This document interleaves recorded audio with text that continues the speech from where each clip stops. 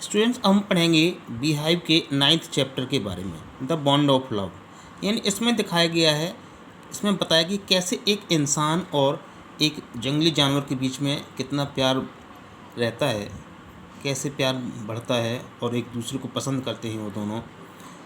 Can there love be friendship between human beings? क्या इंसान और जंगली जानवर के बीच कोई लव या दोस्ती हो सकती है, प्यार और दोस्ती हो सकती है? Let's read a fascinating account of N orphan sloth bear. आइए हम देखते हैं ऐसी एक स्टोरी, एक ऐसे अनाथ भालू की, that was rescued by the author, जिसे कि इस लेखक के द्वारा बचाया गया था। Students, sloth bear inhabit forested areas. Sloth bear जो होते हैं वो जंगली इलाकों में रहते हैं, जैसे कि भारत के रेन फॉरेस्ट में भी रहते हैं और ग्लासलैंड में रहते हैं और कम ऊंचाई वाले इलाकों में रहते हैं। Sloth bear have very shaggy hair and long muzzles. इनके काफ़ी घने और मोटे बाल होते हैं और लंबा थूथन होता है। Using their claws to dig, और ये अपने पंजों के द्वारा ज़मीन को खोद सकते हैं। They can then use their lips to form a tube, और उनके ओंठ एक लंबी ट्यूब जैसी संरचना बनाते हैं। Which can go deep into the ground, जिससे कि वो गहराई तक, ज़मीन में गहराई तक अंदर अपना मुंह डाल सकते हैं, जिससे कि वो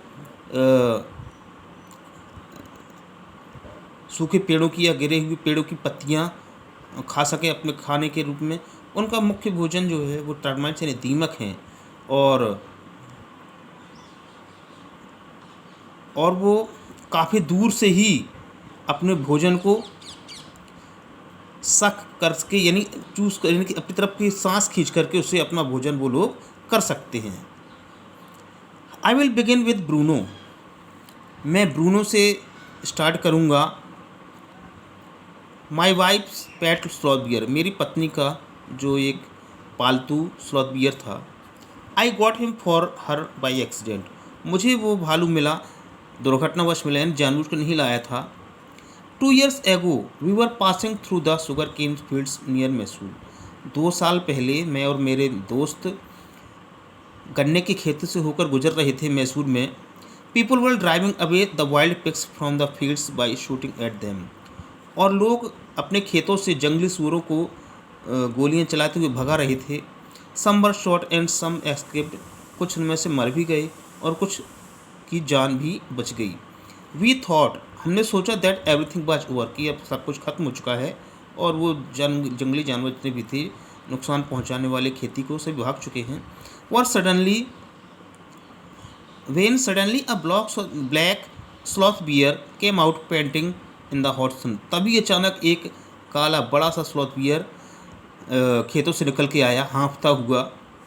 now I will not shoot a sloth bear wantonly but, लेकिन अब मैं एक बियर को या भालू को नहीं मार सकता था, क्योंकि सुअर बात अलग थी, लेकिन भालू को मारना अच्छी बात नहीं थी। Unfortunately for the poor beast, लेकिन ये उस बियर के लिए, भालू की ये दुर्भाग्यपूर्ण बात थी कि one of my friend company did not feel that way about it, जैसा कि मैंने सोचा था मेरे दोस्त ने ऐसा नहीं सोचा, यानी कि मैंने उसको गोली नहीं मारी, लेकिन उसने and promptly shot the bear on the spot, और उसने उस भालू पर गोली चला दी। As we watch the fallen animal we were surprised, जब हमने उसको ज़मीन पर गिरते हुए देखा हमें आश्चर्य हुआ। टू सी, ये देखकर, that black fur on its back moved and left the prostrate body, वो ज़मीन पर गिर पड़ा था और औंधे मुंह गिर चुका था वो गोली लगने के बाद। Then we saw it was a, और तब हमने देखा कि वो एक बेबी, तब हमने देखा कि जो वो भालू मर चुका था, उसके मरने के बाद उसके बेबी बियर ने, they had been riding on its mother's back, उसके बच्चे उसकी पीठ पर चढ़ रहे थे, इधर उधर घूम रहे थे, उसके चारों तरफ उसे सूंघ रहे थे। When the surgeon shot had killed her, जब उसे मार दिया गया तो उसके बच्चे परेशान होकर नाथ होकर इधर उधर घूमने लगे और सोचने लगे कि माँ को क्या हो गया है। The little creature ran around its prostrate parent making a pitiful noise। और वो बेचारे आवाज़ें लगाते हुए, दयापूर्ण आवाज़ लगाते हुए उसके अपनी माँ के चारों तरफ घूम रहे थे, उसे सूंघ रहे थे, देख रहे थे।